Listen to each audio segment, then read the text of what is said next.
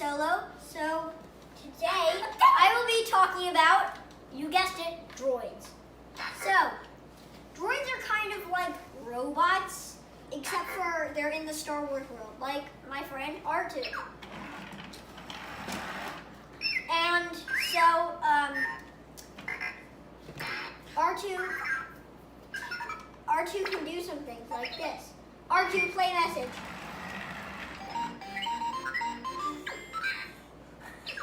We will be reading you National Geographic Kids Robots. National Geographic Kids Robots by Melissa Stewart. Here's our table of contents here, and this shows us where we can find the chapters or the parts that we're interested in. So if we want robots in space, we'd know we go to page 38. We're gonna read the whole book. What is a robot? What do you think of when you hear the word robot? A blinking, walking, robo-talking metal person? Some robots really do look like people, but most don't. Robots come in almost every shape, size, and color you can think of. They can look like fish or flies, lobsters or spiders. Some look like nothing else you've ever seen. A robot or bot is a machine that has movable parts and can make decisions. People design it to do jobs by itself. How is a robot like a person? It collects information from its surroundings. Then it processes the information and figures out the best way to do its job. But a robot doesn't think the way a person does. It can only do things that engineers and roboticists program into its computer brain. Researchers built the first robot about 50 years ago, but people have been thinking about mechanical humans for a long time. Here's that timeline. In 850 BC, ancient Greek poet Homer describes bot-like creatures that did anything their master asked. In AD 1495, Italian artist and scientist Leonardo da Vinci drew plans for mechanical man in his notebooks. 1961, the world's first robot went to work assembling cars at General Motors plant in Ewing, New Jersey. 1970, roboticists in Sanford, California built the very first robot that could move and sense its surroundings. 1977, the Voyager 1 and 2 space probes were launched to study Saturn, Jupiter, and their many moons.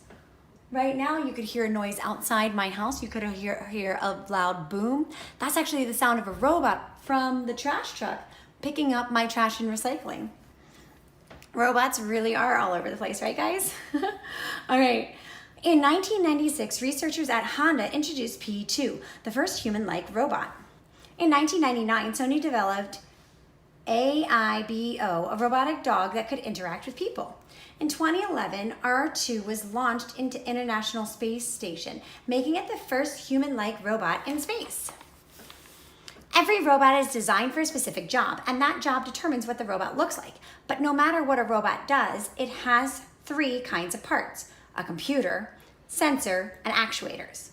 A robot's computer is like a person's brain. It uses the instructions programmed by a roboticist to make decisions. The sensors are like a person's eyes, ears, nose, and skin. They collect information about the robot's surroundings and send message to the computer. A robot's actuators receive messages from the computer. They control the robot's movements, lights, speaking, and more. 7 cool robots. Robots can do lots of interesting things. Which of these awesome robots would you like to have? 1, soccer playing robots. 2, this is a life-size robotic head that can greet people in stores and doctor's offices. 3 is a robo-lobster that's gonna search the ocean floor for mines and sunken ships. 4, this is Reba. It was designed to lift patients from beds or from the floor. 5, this is Lean and Light HRP4. He can stand on one leg. It also responds to voice commands. Number 6, in China, robotic waiters zip around the restaurant delivering meals. 7, Robo-Tuna swims to explore deep ocean areas and coral reefs. Go bots. All robots have movable parts, but only some can travel from place to place. That's because it's difficult and expensive to build bots that can go, go, go. Robots that weld car parts and inspect food containers don't need to move across factory floors. But when a bot has to get around around, roboticists choose one of three systems: tracks, wheels, or legs. So we have our track, we have our wheels, we have our legs. Nature knows best. Roboticists also study animals for ideas about motion. Borrowing ideas from nature is a science called biometrics.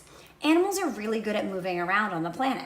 They hop across rocky cliffs. They slither and scuttle over sand. They fly and swim and tunnel underground.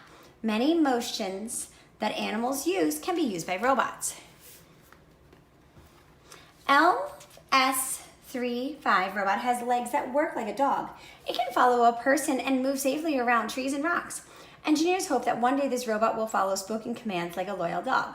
A robot named Cyro moves through the water just like a jellyfish. The U.S. Navy plans to use the beach umbrella-sized bot to keep watch over coastal waters. Cyro could make maps of the ocean floor and study sea life. Imagine a robotic snake coming to life by remote control. As the robot wiggles from side to side like a python, its mechanical body slowly inches forward. Tiny camera lines the bot's long body so you can see what robot snake sees. This snake could help with rescues in natural disasters. Snakes are the perfect shape to navigate through collapsed buildings after an earthquake. They can go where people can't. Robots at work. Most robots do jobs that people can't do or don't want to do. Name a repetitive or dangerous job. Somewhere a robot is probably doing it. Robots control some city trains at night so human workers can get a good night's sleep. Factory robots arrange chocolates in boxes, spray paint cars, and build computers and perform many other jobs. Robots have no trouble working in blistering heat, freezing cold, or places that smell bad. They can explore active volcanoes, visit distant planets, and spend days tracking enemy soldiers in the desert. Robots are useful workers because they don't take vacations or stop to eat lunch. All they need to do for their job is power from an electrical outlet or a battery. Robots at home. Nobody likes mowing the lawn, so roboticists invented a bot to do the job. It senses an invisible fence so it doesn't leave the yard. Nobody likes to do housework either, so now there are robots that can vacuum your rug. When a vacuum bot senses a wall, it backs up and rolls in a new direction. There's also a robotic alarm clock on wheels. If you don't get up, the bot jumps off your nightstand and rolls around your room. You have to get up to turn it off. Just imagine having a robot that cleans your room. The E1E Fetch Bot can do just that. Point a laser at the object you want and the robot races across the room, picks it up, and delivers it to you. Researchers designed the E1E Fetch Bot to help people who have trouble getting around, but one day it could be in homes all over the world. Roboticists are also hard at work on Urena. It is designed to help people who are sick or disabled take a bath and move from chair to bed. Pushing the limits. What did roboticist Kogoro Kurata have in mind when he set out to build the world's biggest bot? He just wanted to see if he could. Kurata is like a lot of roboticists. They try new things just to see if it's possible. Other roboticists are working on bots so small they could swim through a person's blood. One day, these nanobots might be able to attack cancer cells or carry medicine to just one part of the body. Almost human. Researchers at Honda have been building robots that looked and act like human for more than 15 years. The latest version is called Asimo. It can dance, balance on one leg, and even climb stairs. It can pick up objects, speak to people, and recognize faces and voices. Wow! Androids are lifelike robots. Everything about them is artificial, but sometimes it's hard to tell they aren't real. Some androids seem to blink, breathe, twitch, and talk just like a real person. A roboticist named Cynthia Braziel taught her robot Kismet about feelings. When she started, Kismet was just like a baby. She programmed it to like bright colors, toys, and people, and wanted to rest at times. She gave it 16 computers and many camera sensors. Then she invited kids and grown-ups to come play with Kismet. When Kismet's camera saw a happy, smiling face, Kismet learned to react in a very human way by smiling back. Real robots or movie magic. Real robots can't move or speak, as well as robot characters you see in the movies like Star Wars or WALL-E. What you see on the screen is a result of movie magic. Can you name these movie robots? So we have R2-D2, C-3PO. This is Rodney Copperbottom, and Fender, that's from a movie called Robots, and this is WALL-E. Robots in space. Robots can explore places that humans can't go. Humans have to travel to the moon, but humans have traveled to the moon, but robots have landed on Mars, and they've collected information while circling Venus and Jupiter. Robots have also traveled to the edge of our solar system and even beyond it. In 1977, scientists launched 2 Voyager spacecrafts into space. These spacecrafts have traveled more than 11 billion miles and are still sending information back to Earth. R2 has been aboard the International Space Station since 2011. This human-like robonaut uses camera sensors in its head to see. R2's computer is on its belly. One day, robonauts may work side by side with human astronauts.